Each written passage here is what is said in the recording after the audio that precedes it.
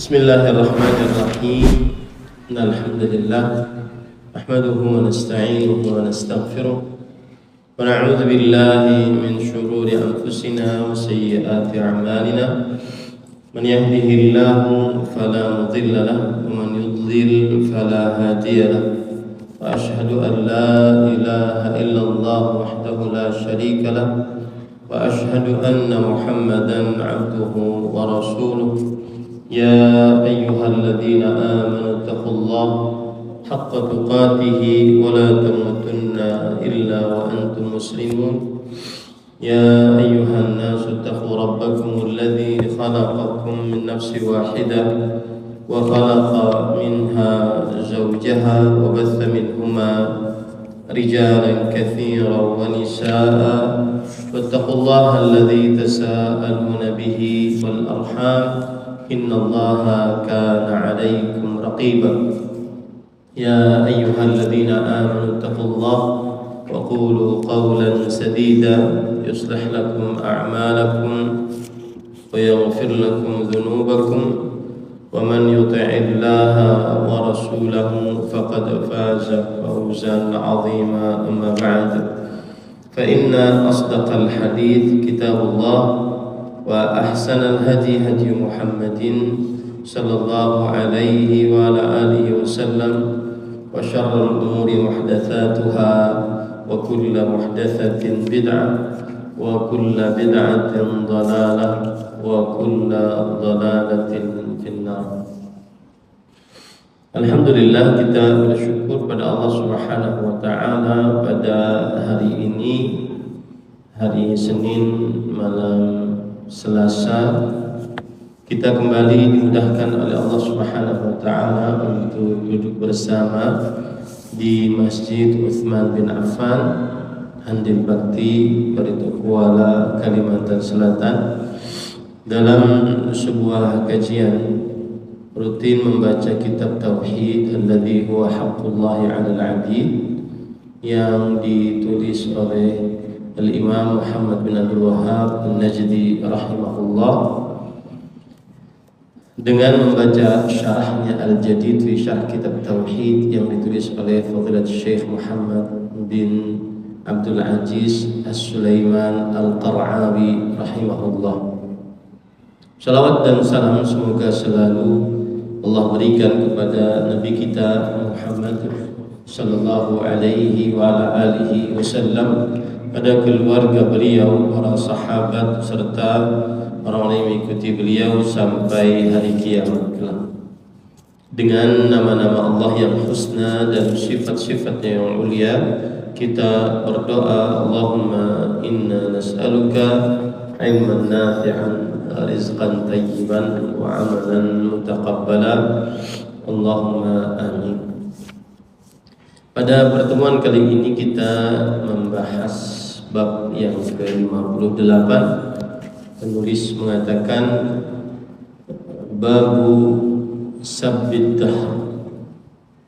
Bab 58, larangan mencaci maki angin. Diriwayatkan dari Ubay bin Ka'ab radhiyallahu anhu bahwa Rasulullah sallallahu alaihi wa ala alihi wasallam bersabda, la tasubbu riha fa idza ra'aitum ma takrahun faqulu Allahumma inna nas'aluka min khairi hadhihi ar-rih wa khairi ma fiha wa khairi ma umirat bih wa na'udzu bika min syarri hadhihi ar-rih wa syarri ma fiha wa syarri ma umirat bihi. Dari Ubay bin Ka'ab radhiyallahu anhu bahwa Rasul sallallahu alaihi wasallam bersabda, janganlah kalian mencaci maki angin. Apabila kalian melihat sesuatu yang tidak menyenangkan, maka berdoalah, ya Allah, sesungguhnya kami mohon kepadamu dari kebaikan angin ini, kebaikan apa yang terkandung di dalamnya dan kebaikan apa yang diperintahkan kepadanya, dan kami berlindung kepadamu dari keburukan angin ini, keburukan apa yang terkandung di dalamnya dan keburukan apa yang diperintahkan kepadanya. Hadis sahih riwayat Imam At-Tirmidzi. Bab ini maksudnya adalah bahwa penulis ingin mengatakan kepada kita salah satu penyimpangan dari tauhid. Karena saya sudah sering mengatakan bahwa di dalam kitab tauhid dari mulai bab yang ke-7 penulis menyebutkan tentang penyimpangan tauhid sampai kepada bab yang ke-58. Ini semua menunjukkan banyaknya penyimpangan tauhid dan contoh-contoh yang sangat rinci disebutkan oleh penulis di dalam kitab tauhid tentang kesyirikan dan penyimpangan tauhid. Dan penyimpangan tauhid ada yang berkaitan dengan perbuatan, ada yang berkaitan dengan lisan. Nah, pada bab yang ke-58 ini penyimpangan tauhid berkaitan dengan lisan, yaitu mencaci maki angin. Dan yang dimaksud dengan mencaci maki angin adalah menggerutu atas datangnya angin, mencela atas datangnya angin. Nah, kenapa tidak diperbolehkan untuk mencaci maki angin? Karena yang mengatur angin adalah Allah Subhanahu wa taala. Maka apabila mencaci maki angin berarti mencaci maki Allah Subhanahu wa taala. Ya, berarti mencaci maki dan menghina adanya yang mengatur angin, yaitu Allah Subhanahu wa taala. Nah, itu maksud daripada bab ini, yaitu larangan mencaci maki angin, karena mencaci maki angin adalah menunjukkan ketidaksempurnaannya kepada tauhid dan menunjukkan kepada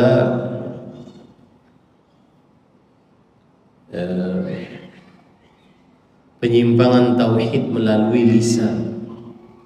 Contoh mencaci maki angin adalah apabila seseorang melihat angin sangat kencang, kemudian dia menghina angin tersebut, dasar angin membawa keburukan, dasar angin sialan, misalkan begitu. Dasar angin semuanya jadi hancur gara-gara angin ini, dan seterusnya. Nah, inilah yang dimaksud dengan jangan mencaci maki angin. Rasul sallallahu alaihi wasallam bersabda, la tasubbur rih. Janganlah kalian mencaci maki angin. Janganlah menunjukkan kepada keharaman. Karena setiap larangan menunjukkan kepada keharaman. Ya. Janganlah mencaci maki angin, karena setiap larangan menunjukkan kepada keharaman. Kecuali ada dalil yang menurunkan dia dari haram menuju makruh. Janganlah kamu mencaci maki angin. Mencaci maki angin sebagaimana sudah saya sebutkan tadi, seperti menggerutu atas datangnya angin, menuduh angin mendatangkan kesialan, kemudian mencela berhembusnya angin. Termasuk di dalamnya dianalogikan dengan selain angin, yaitu hujan, panas. Makanya Rasul sallallahu alaihi wasallam bersabda, la tasubbud dahr. Janganlah kalian menghina, mencaci maki masa. Kenapa? Karena Allah lah yang menghina, Allah lah yang mengatur masa. Mau siang panas, siang kemudian malam panas, dingin, hujan, kering, semuanya Allah Subhanahu wa taala. Nah, Kemudian setelah itu, fa idza ra'aitum ma takrahun faqulu Allahumma inna nas'aluka min khairi hadhihi ar-rih wa khairi ma fiha wa khairi ma umirat bihi wa na'udzu bika min syarri hadhihi ar-rih wa syarri ma fiha wa syarri ma umirat bihi. Yang artinya, dan apabila kalian melihat sesuatu yang tidak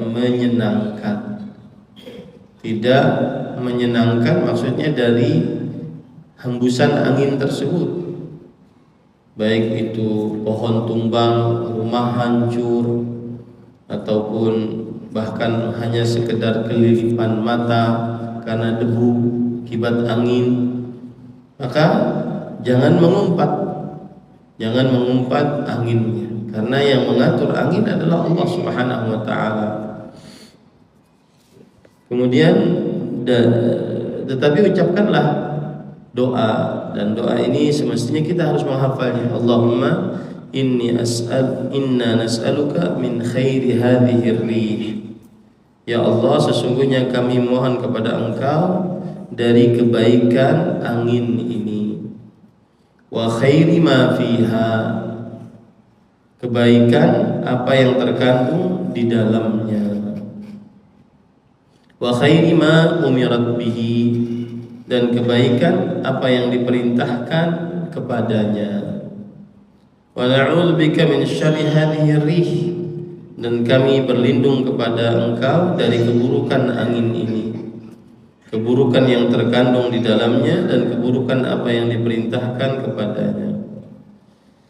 Nah, ini adalah doa yang semestinya dibaca apabila melihat angin yang begitu kencang, apabila melihat awan yang begitu hitam, apabila melihat hujan yang begitu lebat, dikhawatirkan mendatangkan keburukan, maka berdoa dengan doa ini.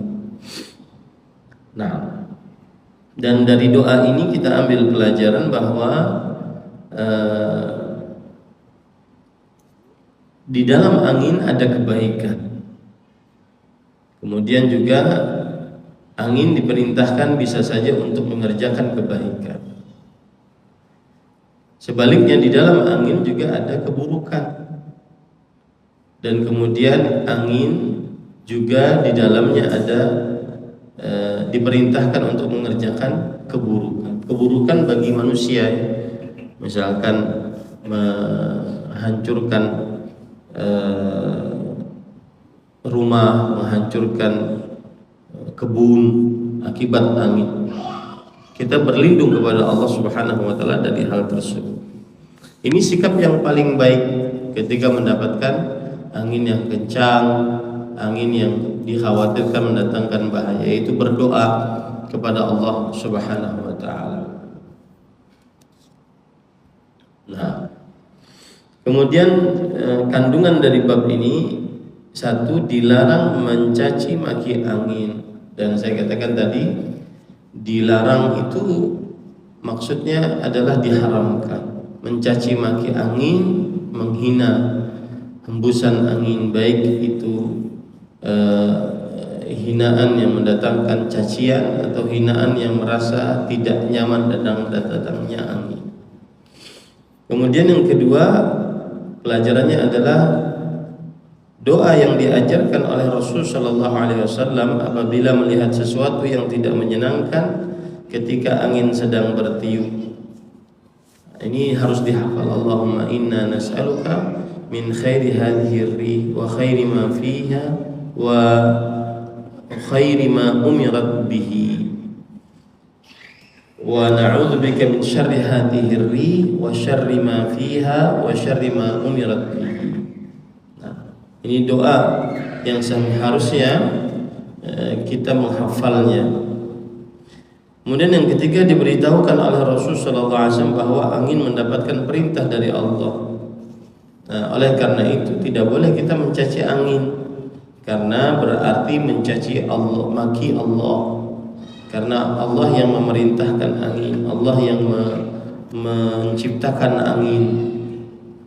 Ini salah satu penyebab mengapa kita diharamkan untuk mencaci maki angin.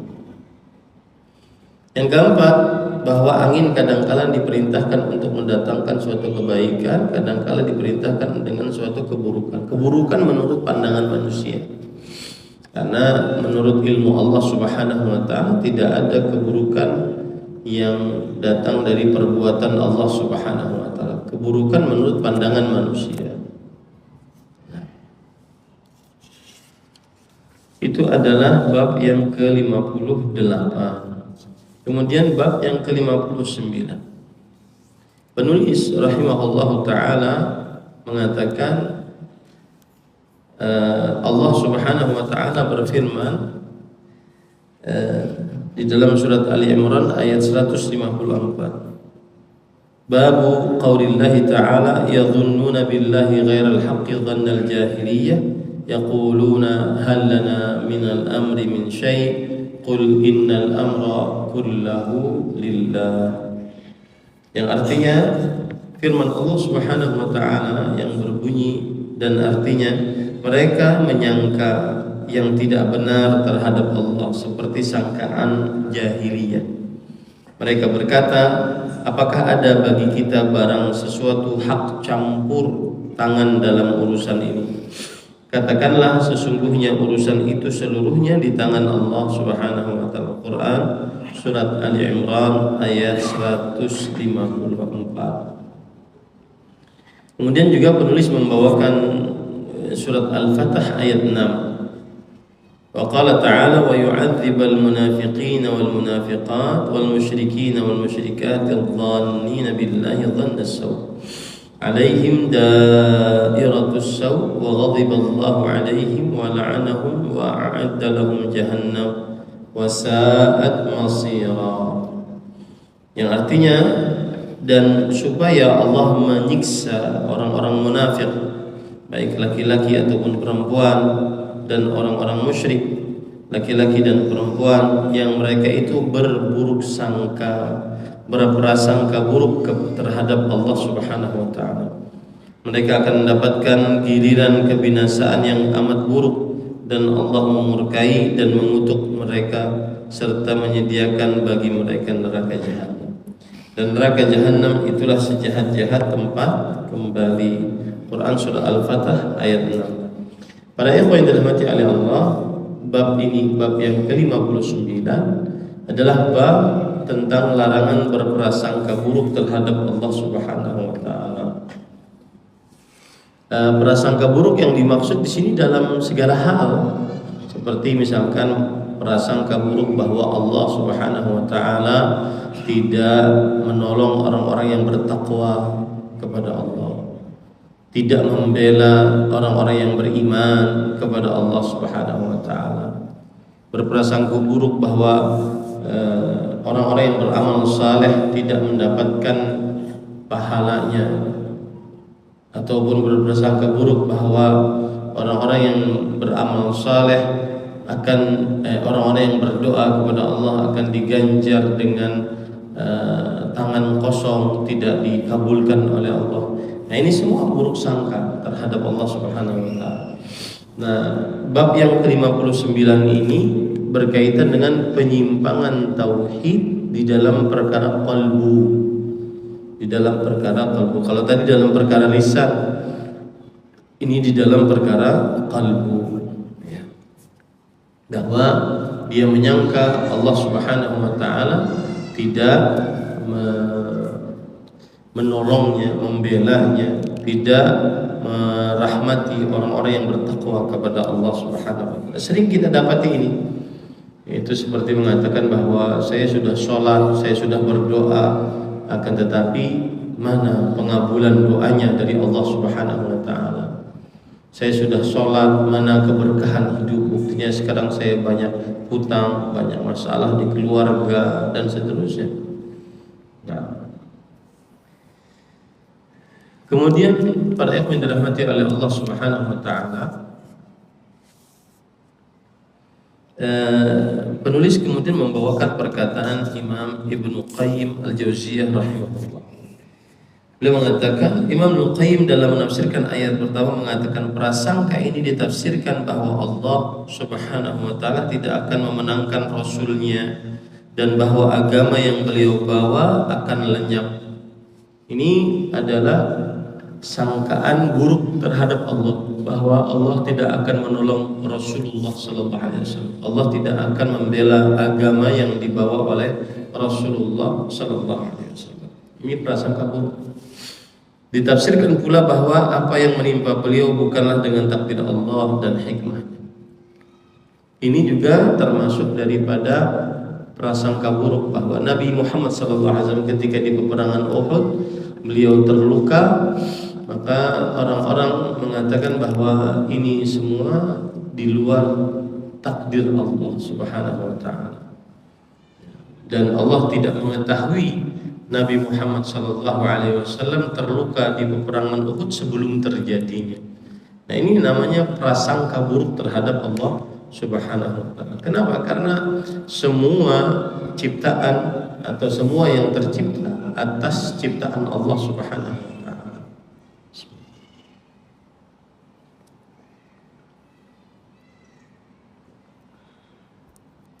Jadi prasangka buruk tersebut ditafsirkan dengan 3 tafsiran, yaitu mengingkari adanya hikmah dari Allah, mengingkari takdir Allah, dan mengingkari bahwa agama yang dibawa oleh Rasulullah SAW akan disempurnakan dan dibenangkan Allah atas segala agama. Inilah prasangka buruk orang-orang munafik. Yang pertama yaitu mengingkari adanya hikmah dari Allah. Ini penting dalam perkara takdir ya. Misalkan Allah menciptakan anjing padahal air liurnya najis mughalladhah. Allah menciptakan buah anggur padahal dari buah anggur tersebut diciptakan minuman yang memabukkan. Allah menciptakan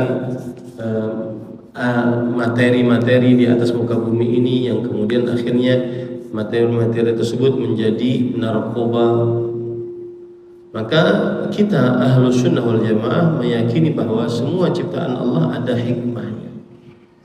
Nah, sedangkan orang-orang munafik mengatakan bahwa ini tidak ada hikmahnya. Ya, itu prasangka buruk yang pertama. Allah menciptakan nyamuk untuk apa? Allah menciptakan macam-macam. Allah mensyariatkan sholat, mensyariatkan puasa. Kenapa sih ada syariat puasa? Kenapa sih ada syariat zakat? Ini dia tidak meyakini bahwa Allah Subhanahu wa taala mempunyai hikmah di dalam penciptaannya.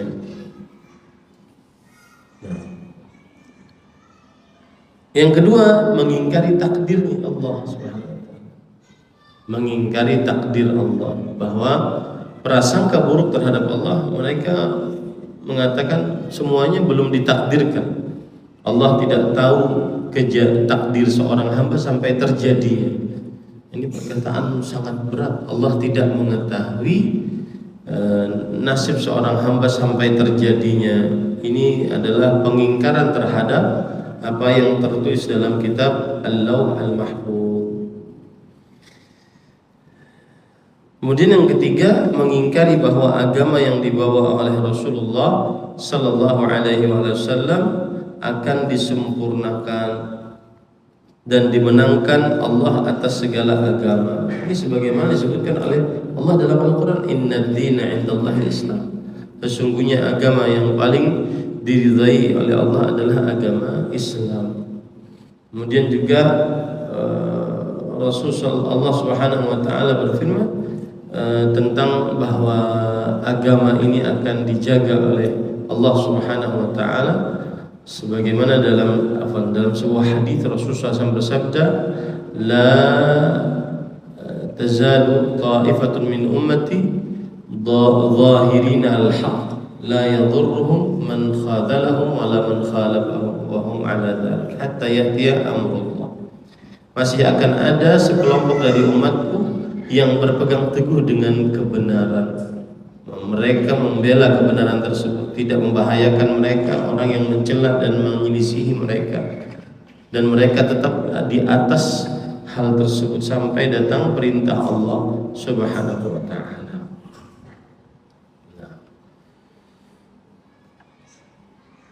Dan orang-orang dari mulai sahabat Nabi, mereka sebagian ada yang mengatakan mata Rasulullah, kapan datang pertolongan Allah. Dan salah satu jawabannya adalah kita dijawab oleh Allah Subhanahu wa taala, ala inna nasrallahi qarib. Ingatlah, sesungguhnya pertolongan Allah itu dekat. Cuma kita kadang tidak sabar karena sebabnya kita tidak mengetahui apa yang akan terjadi besok hari. Jangankan besok hari, beberapa jam, beberapa menit, beberapa detik, kita tidak mengetahui apa yang akan terjadi. Itu yang membuat akhirnya seseorang tidak menerima bahwa agama yang dibawa oleh Rasul Shallallahu Alaihi Wasallam adalah agama yang diridhoi oleh Allah dan akan dibela oleh Allah Subhanahu Wa Taala. Inilah prasangka buruk yang diperbuat oleh orang-orang munafik dan musyrik yang tersebut dalam surat Al-Fatih. Nah, adapun perbuatan ini disebut prasangka buruk, ya, karena prasangka yang demikian tidak patut terhadap Allah Azza wa Jalla, tidak patut terhadap hikmahnya Allah Azza wa Jalla, ujinya Allah Azza wa Jalla dan janjinya Allah Subhanahu wa Ta'ala. Di orang yang berprasangka buruk, seperti misalkan dia berprasangka bahwa Allah tidak akan memberikan rezeki kepada dia, ini berarti dia sudah merusak tauhid, karena dia menganggap Allah Subhanahu wa Ta'ala tidak maha kuasa. Karena itu, barang siapa yang berprasangka bahwa Allah akan memenangkan kebatilan atas kebenaran dengan kemenangan yang tetap disertai dengan lenyapnya kebenaran, atau mengingkari bahwa segala sesuatu yang terjadi dengan qada dan qadar Allah, atau mengingkari adanya suatu hikmah yang besar sekali dalam qadarnya Allah, yang dengan demikian Allah berhak untuk dipuji, bahkan mengira bahwa apa yang terjadi ini hanyalah sekedar kehendak saja tanpa hikmah, maka inilah prasangka orang-orang kafir dan mereka berhak mendapatkan neraka wail. Jadi mereka katakan, oh iya, semua yang terjadi atas kehendak Allah, tapi Allah berbuat itu tanpa hikmah, tidak bijaksana Allah buatnya. Ini termasuk daripada penyimpangan dalam perkara tauhid, dalam perkara qalbu. Contoh misalkan kaum Sodomi, kaum Mudabarah, menggauli lelaki di duburnya, ya, kaum homoseksual, kaum kelainan jiwa homoseksual. Maka pada ikhwan yang dirahmati oleh Allah, mereka kadang-kadang sebagian ada yang mengatakan Allah ini zalim terhadap saya, karena Allah menciptakan dari tubuh saya yang semisal dengan perempuan, padahal saya adalah laki-laki. Maka yang seperti ini adalah harus dibarengi dengan ilmu agama, dinasihati perlahan, terutama yang berkaitan dengan dua kalimat syahadat terdahulu sebelum selanjutnya. Nah, kebanyakan orang berprasangka buruk terhadap Allah, baik dalam hal yang berkenaan dengan diri mereka sendiri atau dalam hal yang berkaitan dengan orang lain. Tidak ada yang selamat dari prasangka buruk ini kecuali orang-orang yang arif, yang tahu akan Allah, asma dan sifatnya, dan kepastian adanya hikmah serta keharusan adanya pujian bagi Allah sebagai konsekuensinya. Di dalam paragraf ini Imam Al-Qayyim ingin mengatakan kepada kita bahwa kita akan bisa berbaik sangka kepada Allah, tidak berburuk sangka kepada Allah apabila kita mengetahui nama-nama dan sifat-sifat Allah. Apa maksudnya di sini? Yaitu kalau kita mengetahui nama-nama dan sifat-sifat Allah, maka niscaya kita akan paham bahwa Allah di dalam penciptaannya ada hikmah. Allah Subhanahu wa Ta'ala dalam penciptaannya Maha mendengar dan Maha melihat, bukan hanya sekedar ingin mencipta, tapi ciptaannya penuh dengan hikmah. Nah, disitulah pentingnya belajar nama-nama dan sifat-sifat Allah Subhanahu wa Ta'ala. Maka orang yang berakal dan cinta terhadap dirinya hendaklah memperhatikan masalah ini. bertobatlah kepada Allah serta memohon maghfirahnya atas prasangka buruk yang dilakukannya terhadap Allah Subhanahu wa taala. Apalagi di zaman sekarang, zaman yang orang banyak melihat ke atas yang lebih daripadanya, akhirnya merasa dirinya tidak diperhatikan oleh Allah Subhanahu wa taala. Ini termasuk daripada buruk sangka. Termasuk daripada berprasangka buruk adalah Allah tidak mengampuni, merasa Allah tidak mengampuni dosa-dosa. Ini termasuk dosa dan juga berprasangka buruk terhadap Allah Subhanahu wa taala. Baik. Apabila Anda selidiki siapapun orangnya, niscaya akan Anda dapati pada dirinya suatu sikap menyangkal dan mencemooh qadar atau takdir dengan mengatakan hal tersebut semestinya begini dan begitu. Ada yang sedikit, ada juga yang banyak. Dan silahkan periksa diri Anda apakah Anda bebas dari sikap tersebut. Fa in tanju minha tanju min dhi 'azimah wa illa fa inni la ukhaluka najiyan. Jika Anda bebas dari sikap tersebut, selamatlah dari suatu malapetaka besar. Tapi bila tidak, sesungguhnya tak kukira bahwa Anda akan selamat. Maksudnya apa para ikhwah paragraf ini? Paragraf ini maksudnya adalah bahwa seseorang termasuk berprasangka buruk kepada Allah Subhanahu wa taala adalah dia tidak menerima takdir atau sering mencemooh, menghina takdir yang Allah Subhanahu wa taala telah tetapkan. Ya. Dan biasanya orang yang susah menerima takdir ini karena dia kurang meyakini Allah itu Maha Kuasa, Maha Pencipta, Maha Pengatur.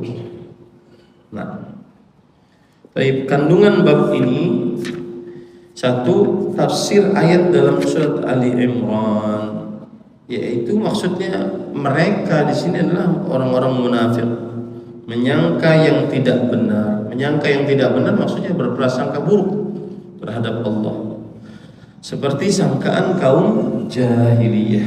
Mereka berkata, apakah ada bagian kita atau hak campur dalam urusan ini? Maksudnya para ikhwan yang dirahmati oleh Allah Subhanahu wa taala, mereka salah satu sikap buruk mereka di dalam mereka itu maksudnya orang munafik di dalam diri terhadap Allah Subhanahu wa taala adalah bahwa mereka tidak menyatakan Allah Maha Kuasa. Mereka mengatakan coba urusannya sama kami, maka itu akan selesai. Nah, ini penyebab orang tidak berbaik sangka kepada Allah karena merasa kurang, merasa buruk sangka kepada Allah Subhanahu wa taala. Kemudian tafsir ayat dalam surat Al-Fatah ayat 6, Allah menyiksa orang-orang munafik laki-laki dan perempuan, orang-orang musyrik laki-laki dan perempuan yang berburuk sangka kepada Allah. Mereka akan mendapatkan giliran yang amat buruk dari Allah Subhanahu wa taala. Allah murka terhadap mereka, Allah laknat mereka, Allah sediakan bagi mereka neraka jahanam. Dan neraka jahanam itulah seburuk-buruk tempat kembali. Ini semua menunjukkan bahwa buruk sangka terhadap Allah adalah dosa besar. Dan sekali lagi sikap buruk sangka kepada Allah itu contohnya meyakini bahwa Allah tidak memperhatikan orang-orang yang taat kepadanya. Allah menelantarkan orang-orang yang taat kepadanya. Allah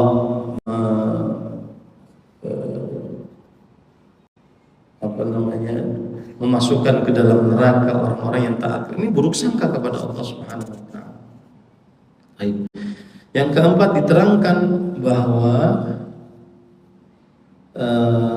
tidak ada yang bisa selamat dari prasangka buruk ini kecuali orang yang arif akan asma dan sifat Allah serta arif akan dirinya sendiri. Maksudnya kalau orang lebih mengenal nama-nama dan sifat-sifat Allah, niscaya dia akan berbaik sangka. Contoh misalkan Allah Ar-Rahman, Allah Ar-Rahim, Allah Al-Karim, yang Maha Pengasih, yang Maha Penyayang, yang Maha Pemurah. Allah Al-Latif, yang Maha Lembut. Allah Al-Wasi'ul Fadl, luas karunia-Nya. Ini semua membuat orang berbaik sangka terhadap Allah Subhanahu wa taala. Nah, silakan jika ada yang ingin ada. Ini yang bisa disampaikan. Wallahu a'lam. Sallallahu alaihi Muhammad walhamdulillahi rabbil alamin.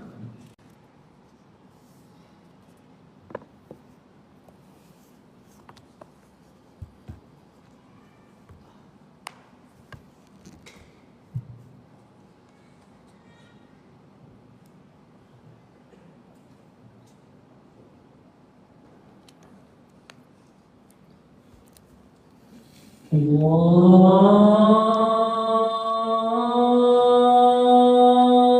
Akbar, Allahu Akbar,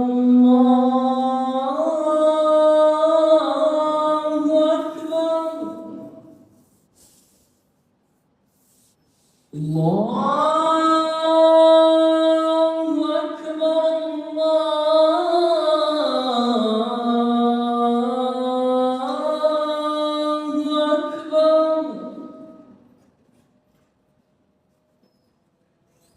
أشهد أن لا إله إلا الله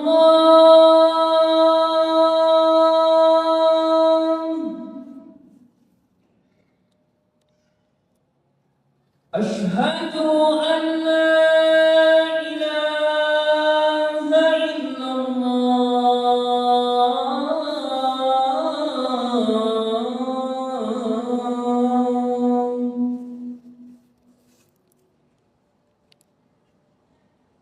أشهد أن محمد رسول الله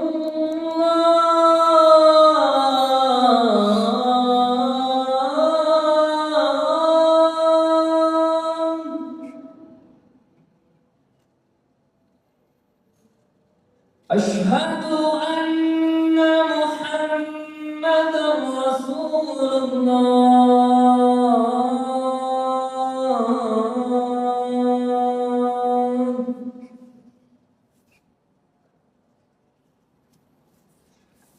حي على الصلاة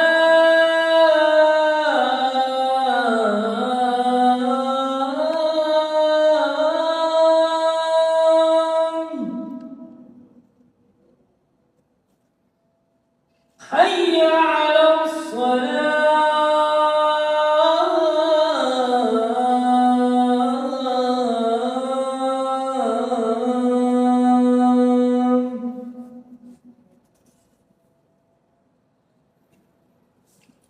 حي على الفلاح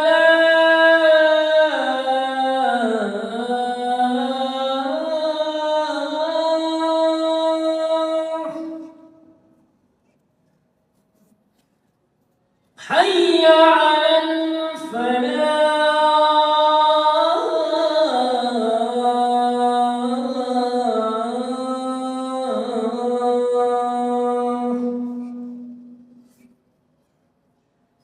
الله أكبر الله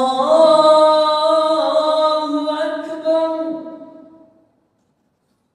لا إله إلا الله.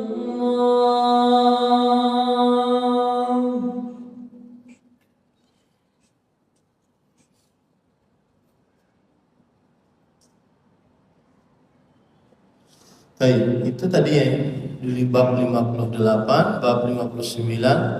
Yang pertama, diharamkan untuk mencela angin karena itu termasuk penyimpangan akidah melalui lisan. Karena Allah lah yang mengatur angin. Maka apabila ada orang yang mencela angin, berarti Allah yang mereka mencela Allah, karena Allah lah yang mengatur angin. Bab yang kedua pada malam ini adalah bab yang ke-59, yaitu bab tentang berburuk sangka kepada Allah. Dan ini adalah sifatnya orang-orang munafik.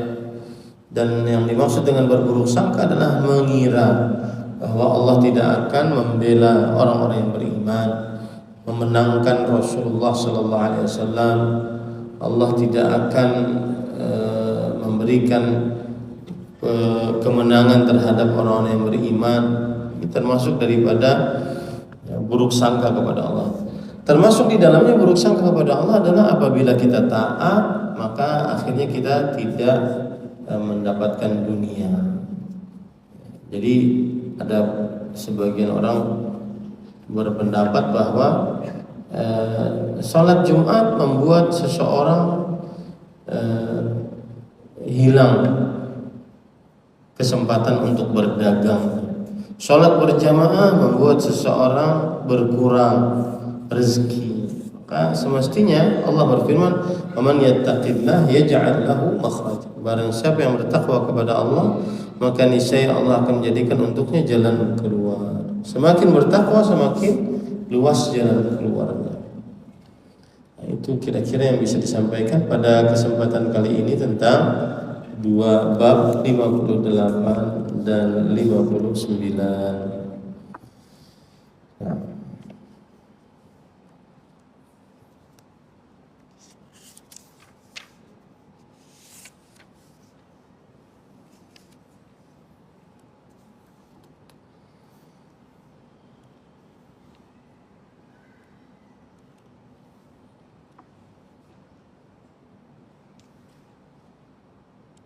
Nah, ada yang bertanya?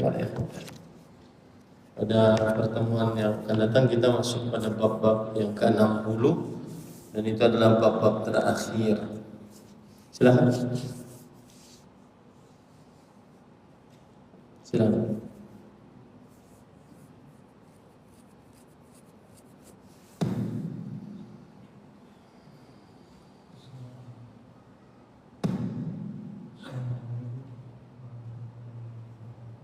Waalaikumsalam.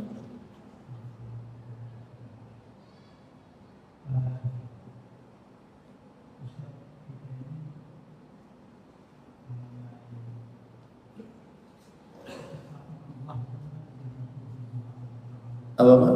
Enggak jelas suara mic-nya kurang jelas.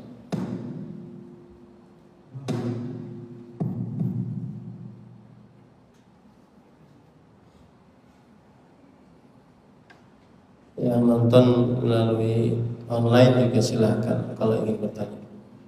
Assalamualaikum warahmatullahi wabarakatuh. Waalaikumsalam.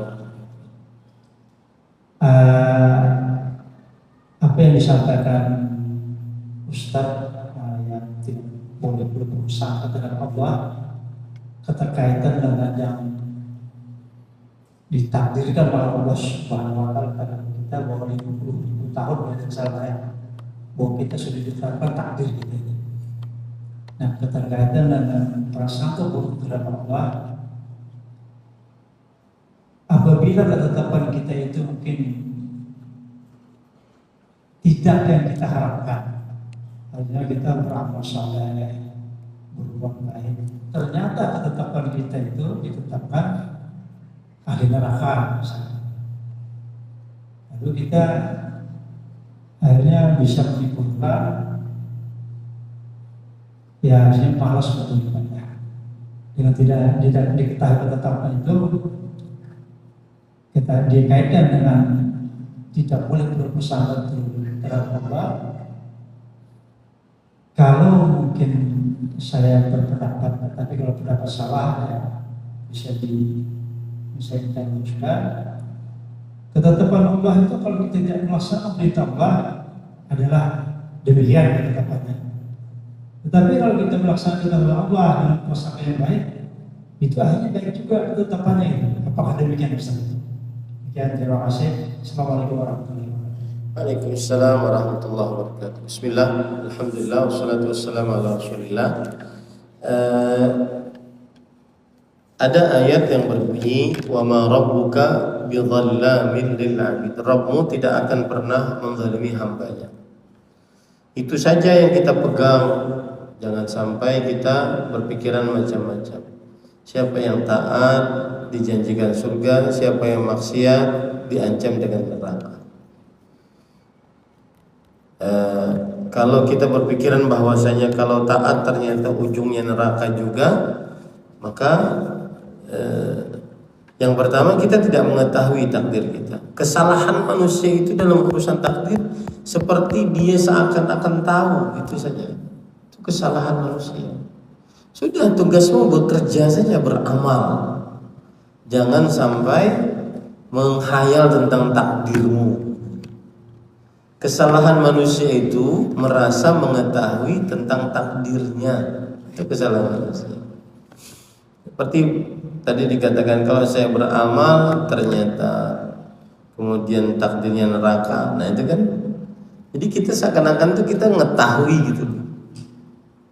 Meskipun kita katakan seakan-akan, ternyata. Nggak usah begitu cara berpikirnya. Cara berpikirnya beramal. Kemudian wa ma rabbuka bidzallamil abid. Beramallah, Rabbmu tidak akan menzalimi hambanya. Itu yang paling nyaman dalam memahaminya. Tidak usah jelimet-jelimet. Kita kan tidak boleh berburuk sangka kepada Allah. Tapi ternyata kalau kita beramal ternyata menjadi penghuni neraka juga. Nah ini kan kita sekarang mengatakan sesuatu yang bukan hak milik kita. Akhirnya selalu berandai-andai, selalu begini. Bagi yang beramal jadi malas, bagi yang bermaksiat jadi kecanduan.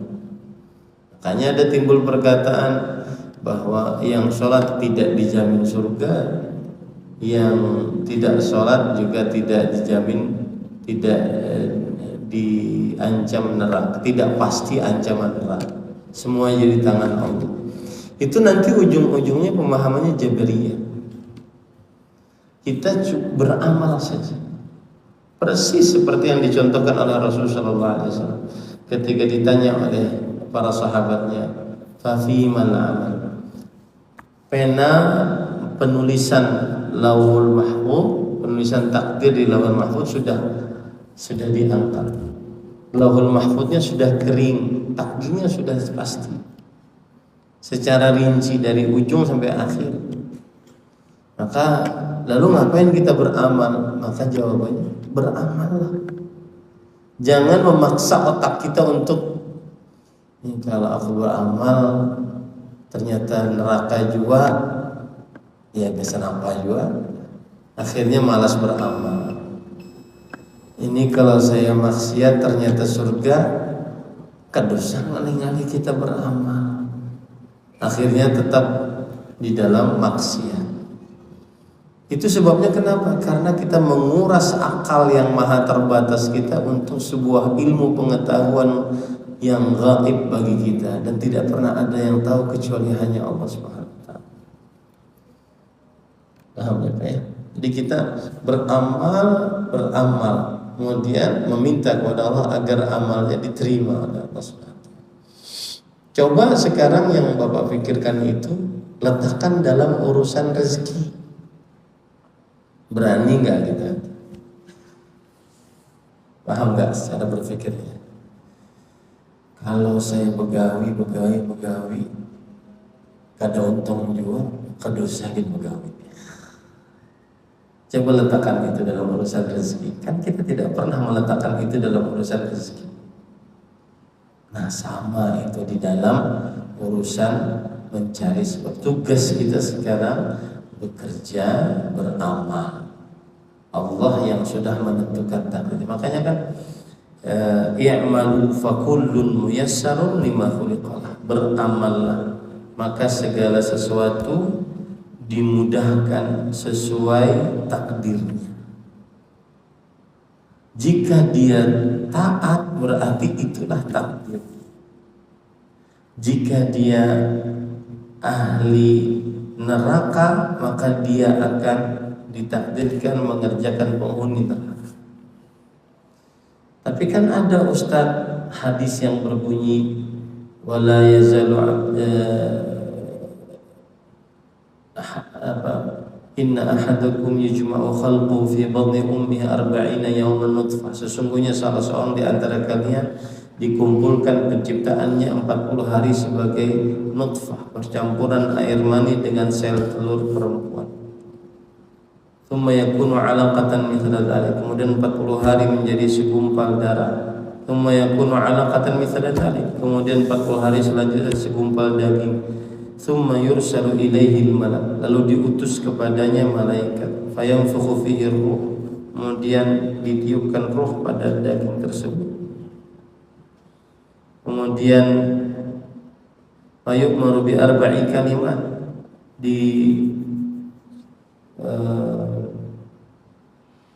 perintahkan untuk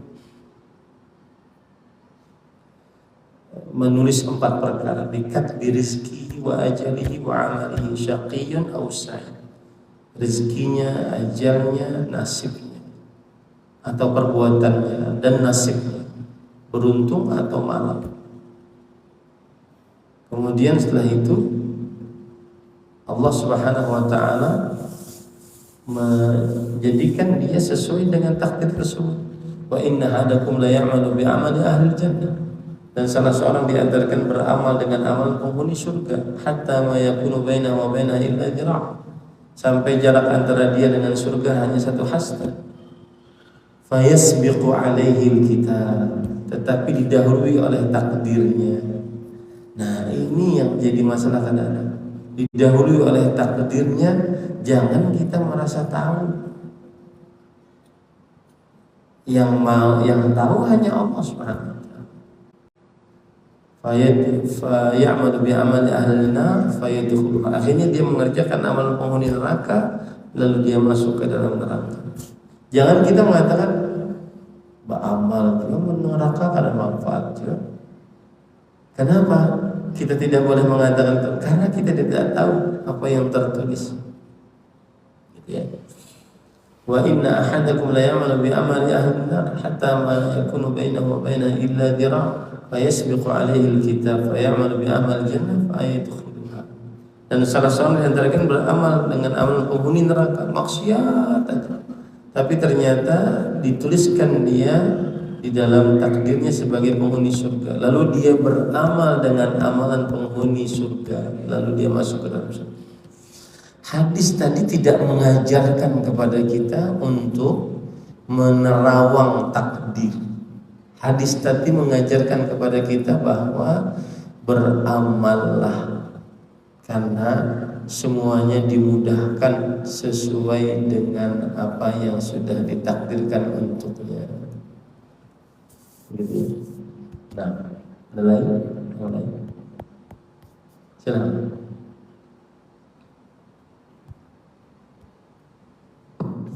Sebelum Bapak, bagaimana sikap kita ketika hati sedang lemah seperti futur jika mau beramal? Yang paling pertama, futur itu urusan qalbu, maka berdoalah kepada Allah.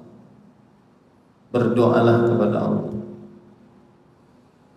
Dan berdoanya yang merintih, yang menghinakan diri. Berdoa orang yang sangat memerlukan. Ya ayyuhan nas antumul fuqara'u ilallah. Wahai manusia, kalian adalah orang-orang yang sangat memerlukan Allah Subhanahu wa taala. Kemudian yang kedua, baca Quran. Baca Quran ini obat. Wa nunazzilu minal Qur'ani ma huwa shifa. Dan kami turunkan Al-Quran yang merupakan obat. Makanya salah satu hukuman bagi orang yang bermaksiat adalah dia tidak diberi petunjuk untuk baca Quran setiap harinya. Dia tidak diberi petunjuk untuk memurajaah hafalannya. Dia tidak ada kelezatan membaca Al-Quran. Itu hukuman. Nah, ada orang bertanya kepada Al-Hasan Al-Basri, aku bermaksiat dan banyak maksiat, akan tetapi kenapa aku tidak dihukum oleh Allah? Maka hukuman Allah bukan hanya sekedar bala, musibah, penyakit, kemiskinan. Tapi seseorang tidak bisa baca Quran walau 1 ayat selama 24 jam. Orang yang tidak berzikir pagi sore, orang tidak khusyuk saat sholat, orang yang melalaikan sholat, itu hukuman dari Allah Subhanahu wa taala. Orang yang tidak berdoa saat dia sangat berhajat untuk berdoa, itu hukuman dari Allah. Nah, silakan Pak. Bismillah. Izin bertanya tentang gencitan berbuat sangka itu kan kalau apa namanya merasakan itu tidak diterima. Jadi kalau kita melakukan ibadah terus beribadah itu dengan rasa maksudnya beribadah terus hati ini ada rasa ria gitu terlihat kayak ria rasa hati terus dengan prakteknya kita rasakan memang merasakan ada itu terus lalu dengan Allah dengan Tuhan merasakan pacaran nggak diterima gitu amalannya. Nah dengan keadaan dengan seperti itu dengan rasa apakah ini termasuk buruk sangka juga dengan Allah Taala. Nah terus Baik, saya jawab dulu ya. Ada Allah berfirman, "Alladzina yu'tuna ma ataw wa qulubuhum wajilah annahum ila rabbihim raji'un." Orang-orang yang memberikan apa yang diberikan kepada mereka dan hati mereka dalam keadaan takut, mereka akan dikembalikan kepada Allah Subhanahu wa taala. Aisyah radhiyallahu anha bertanya tentang ayat ini. Ahumul ladzina yasriqun wa yashrabuna al-khamar wa yaznun wa yakhafuna an yu'adzibahum. Apakah mereka orang-orang yang bermaksiat, berdosa, mencuri, minum khamar, berzina? Kata Rasulullah SAW, ya bintas, tidak. Wahai anak perempuan as-siddiq, hum alladzina yusallun wa yatasaddaqun wa yasumun wa yakhafuna an la yuqbala minhum. Mereka adalah orang-orang yang sholat, puasa, bersedekah dan mereka khawatir tidak diterima amal ibadah mereka. Khawatir tidak diterima amal ibadah itu adalah salah satu tingkatan keimanan dan kebiasaan para salafus saleh agar tidak merasa ujub dengan amal, agar semua amal kita serahkan kepada Allah. Saya ini tidak bisa sujud satu sujud pun kecuali dengan karunia-Mu ya Allah. Tidak bisa baca satu huruf pun dari Al-Quran kecuali dengan kekuatan petunjuk dari Engkau ya Allah. Itu fungsinya kita merasa tidak diterima amal ibadah kita. Makanya banyak sekali para ulama salaf yang mengedepankan perasaan ini. Seperti misalkan Ali bin Abi Thalib radhiyallahu anhu, beliau berkata, la kunu liqabulil amal asyadda minkum ihtimaman minal amal. Jadilah kalian orang yang lebih perhatian diterima amal ibadah dibandingkan beramal ibadah itu sendiri. Alam tasma'u Allah azza wa jalla yaqul, apakah kalian tidak mendengar Allah Subhanahu wa taala berfirman, innama yataqabbalu Allahu minal muttaqin. Sesungguhnya Allah Subhanahu wa taala tidak menerima dari orang-orang yang bertakwa kecuali dari orang-orang yang bertakwa. Maka intinya merasa tidak diterima amal ibadah itu termasuk kebiasaan para salafus saleh. Tetapi perasaan itu jangan membuat kita kemudian putus asa. Seperti itu. Dan itu bukan buruk sangka yang tercela. Nah, lagi Ulun pernah membaca itu sekarang bahwasanya tasawuf itu terikat juga dengan pikir. Dia harus berpikir terus ada tasawuf. Nah itu bagaimana tolong penjelasannya juga, dan bagaimana juga yang tasawuf yang dicela oleh Imam Syafi'i itu Nah itu juga tolong pencerahannya dari sedikit. Masih jazakallahu. Barakallahu fikum. Menurut sebagian orang yang beragama dengan cara tasawuf, kita kan seperti berwudu, sholat, puasa, zakat, haji, itu kan urusan fikih. Urusannya sah atau tidak sah. sah tidak salatmu, sah tidak puasamu, sah tidak wudu'mu. Itu urusan fikih. Adapun menurut mereka, fikih ini tidak akan terasa lezat jika tidak dibarengi dengan tasawuf. Karena tasawuf urusannya qalb. Seperti misalkan ketika kita berwudu orang syariat ya hanya sekedar basuh wajah, tangan, usap kepala, basuh kaki. Tapi menurut orang tasawuf maka mereka mengatakan yang dibasuh juga bukan hanya sekedar lahiriah, yang dibasuh juga dengan qalbunya. Seperti ketika membasuh wajah, maka basuhlah juga mata yang sudah melihat kepada yang haram. Basuhlah lisan yang sudah membicarakan orang lain. Basuhlah telinga yang sudah mendengarkan yang haram. Nah itu sebenarnya lari kepada pembicaraan menurut mereka itu adalah tasawuf. Sebenarnya itu bukan tasawuf, tetapi itu adalah a'malul qulub, amalan-amalan qalbu yang menegakkan rasa cinta kepada Allah, pengagungan terhadap Allah, dan ketundukan terhadap Allah Subhanahu wa taala. Jadi tidak perlu untuk memasukkan di dalam diri ajaran tasawuf. Cukup ajaran Rasul sallallahu alaihi wasallam yang memperhatikan amalan qalbu. Ala inna fil jasadi mudghatan idza salahat salaha jasadu kullu wa idza fasadat fasadal jasadu kullu ala wa hiyal qalb. Ingatlah di dalam tubuh manusia ada sepotong daging. Jika sepotong daging tersebut baik, maka anggota tubuh lainnya akan baik. Jika sepotong daging itu rusak, maka anggota tubuh lainnya akan rusak. Ingatlah bahwa itu adalah qalbu. Qalbu di sini yaitu sepotong daging tersebut. Jadi seperti itu cara berpikirnya sebagian orang yang mengikuti ajaran tasawuf. Nanti ujung-ujungnya kepada hakikat. Contohnya misalkan berhaji, ya, akhirnya tidak perlu untuk berhaji jauh-jauh ke Arafah, karena wukuf di Arafah uyuh-uyuh kada diterima juga. Kenapa? Karena kada tahu hakikatnya. Nah, hakikatnya adalah orang berwukuf di Arafah, qalbunya yang berwukuf di hadapan Allah. Senantiasa detikkan qalbunya tidak pernah lepas dari Allah SWT. Di hidupnya jadi susah. Ya.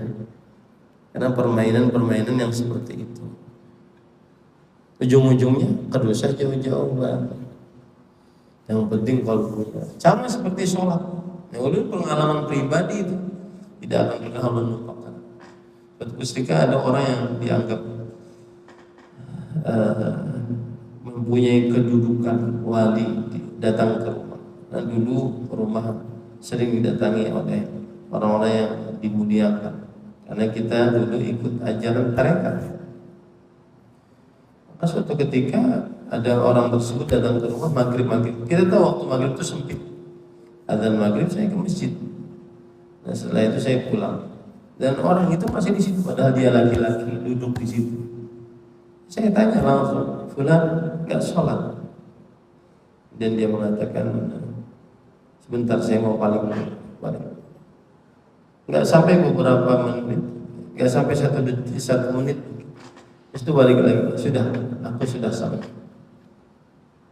Kenapa? Karena mereka memakai ayat aqimus salata lidzikri. Dirikanlah salat untuk mengingatku. Selama qalbunya mengingat Allah, maka berarti dia sudah salat. Banyak orang-orang yang salat yang tidak mengingat Allah, berarti parai aja salatnya sudah. Nah, itu ajaran yang membuat sulit. Rasul sallallahu alaihi wasallam beliau mengerjakan salat dan kita berusaha saat salat untuk khusyuk. Bukan berarti kemudian parai salat gara-gara tidak bisa dapat hakikat ma'rifat. Nah, seperti itu. Kemudian tadi berkaitan dengan tasawuf juga apa tadi? Oh ya. Imam Syafi'i kenapa? Oh, Kita mengira iya, istilahnya kan Imam Syafi'i, iya, paham. Ada perkataan Imam Syafi'i mencela tentang tasawuf. Tidaklah orang masuk di pagi hari tasawuf kecuali di sehari-hari hilang akalnya. Seperti itu ya. mengira ada tasawuf sama fikih itu satu kesatuan. Karena kalau fikih itu apabila terjadi pembunuhan hati seperti apa? Iya, seperti yang sudah saya jelaskan tadi, hanya sekedar ya ruku, nungging, itu aja. Maka tasawuf yang dicela oleh Imam Syafi'i adalah yang dipenuhi dengan musik, kemudian tarian-tarian saat berzikir, kemudian setelah itu dipenuhi dengan zikir-zikir yang belum ada contohnya dari Rasul Sallallahu Alaihi Wasallam. Seperti itu. Tapi seperti yang sudah saya ungkap tadi, tidak perlu kita untuk misalkan tadi yang saya ungkap berwudu.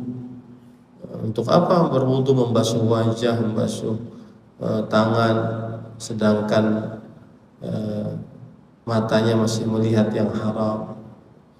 Berwudu yang hakiki adalah membasuh mata dari hal-hal yang diharamkan. Maka itu tidak perlu ajaran tasawuf, itu ajaran Rasul sallallahu alaihi wasallam. Ajaran muraqabah, merasa diawasi oleh Allah Subhanahu. Bukan berarti kemudian ketika kita berwudu lalu kemudian kita tidak bisa menghadirkan muraqabah, kemudian tidak usah wudu. Nah, itu yang terjadi. Parai sholat, wudunya parai sholatnya. Kalau seandainya sholat masih mengerjakan yang maksiat, enggak, tetap sholat dan berusaha untuk muraqabah, merasa diawasi oleh Allah Subhanahu wa taala. Dan itu ajaran Rasul sallallahu alaihi wasallam, bukan ajaran tasawuf. Ajaran Rasul sallallahu alaihi wasallam. Apakah suami yang berpoligami tidak adil? Tidak adil, kita boleh menuntut keadilan kepada Allah. Apakah suami tersebut termasuk zalim? Iya, kalau tidak adil dia dituntut nanti oleh istrinya di hari kiamat. Wallahu a'lam.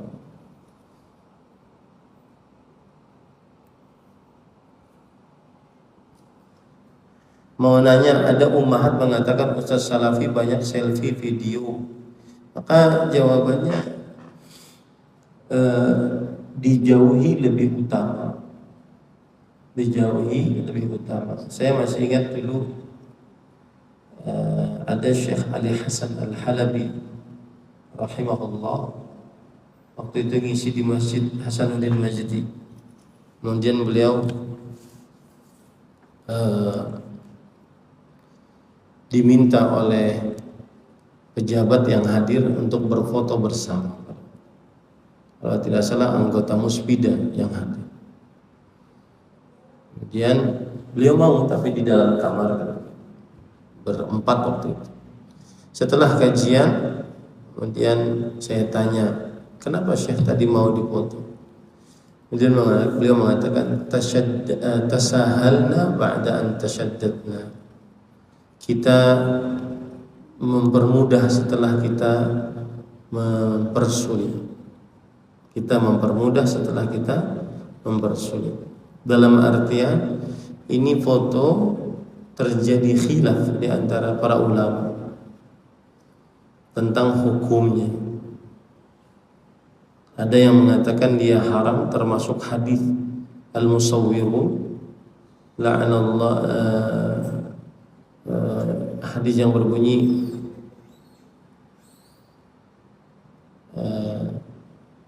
asyaddun nasi adzaban yaumal qiyamah al-musawwir. Orang yang paling buruk siksanya pada hari kiamat adalah orang yang menggambar makhluk hidup.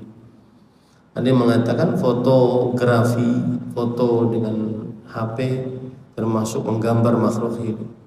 Pendapat yang kedua mengatakan bahwa itu bukan menggambar. Kalau menggambar itu seperti membuat patung makhluk hidup, kemudian melukis di kanvas makhluk hidup.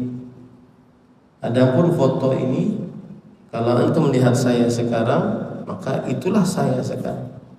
Tidak ada penambahan, tidak ada penciptaan yang semisal dengan ciptaan Allah. Kan yang terlarang dari menggambar adalah al-mughayyirati li khalqillah, yang menyerupak apa? Bukan itu ayatnya. Yang menyerupakan diri dengan Allah, yang menyerupakan dengan ciptaan Allah Subhanahu wa taala.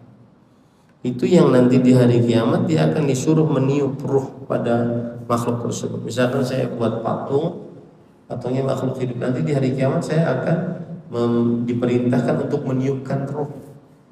Walaysa binafikh, dan saya tidak bisa meniupkan ruh.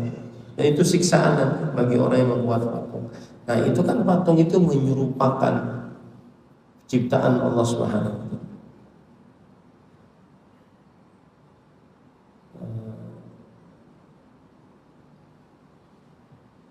Wala amurannahum fala yughayyirunna khalqallah wala amurannahum fala yubtikunna adana al-am wala amurannahum fala yughayyirunna khalqallah. Jadi intinya menyerupakan dengan ciptaan Allah, karena itu tidak boleh. Itu hanya hak milik Allah Subhanahu wa taala.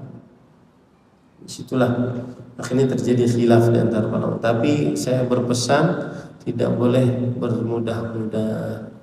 Wallahu a'lam.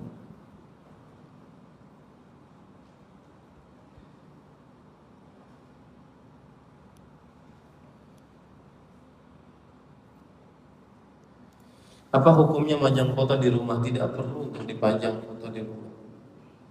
Ya, tidak perlu untuk dipajang foto di rumah. Allah. Ada lagi yang lain?